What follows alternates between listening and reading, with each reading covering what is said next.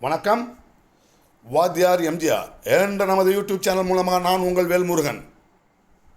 புரட்சித் தலைவர் பொன்மனச்செம்மல் எம்ஜிஆர் அவர்கள் அனைத்து இந்திய அண்ணா திராவிட முன்னேற்றக் கழகத்தை துவங்கிய இந்த ஆரம்ப காலகட்டம் அக்டோபர் 17, 1972 அனைத்து இந்திய அண்ணா திராவிட முன்னேற்றக் கழகத்தை துவங்கிய அந்த காலகட்டத்தில் புரட்சித் தலைவர்கிட்ட பத்திரிகையாளர்லாம் கேட்குறாங்க,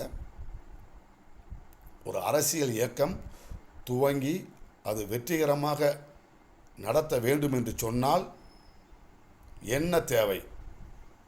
பணபலம் தேவையா, ஆள்பலம் தேவையா, அல்லது பத்திரிகை அதனுடைய பலன் தேவையா என்ற அடிப்படையில் ஒரு வினாவை கேட்கிறார்கள் என்று சொன்னால், அறிவார்ந்த அறிவுலக ஆசான் பேரறிஞர் அண்ணாவின் இதய கனி அல்லவா?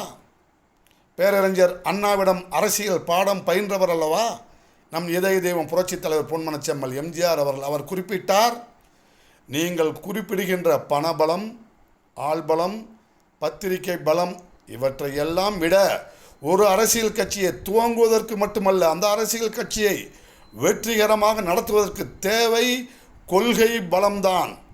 அந்த கொள்கையிலே நாம் பலமாக உறுதியாக இருந்துவிட்டால் நீங்கள் குறிப்பிட்ட மற்ற பலமெல்லாம் தேவையற்றது என்று குறிப்பிட்டார் என்று சொன்னால் புரிகிறதா?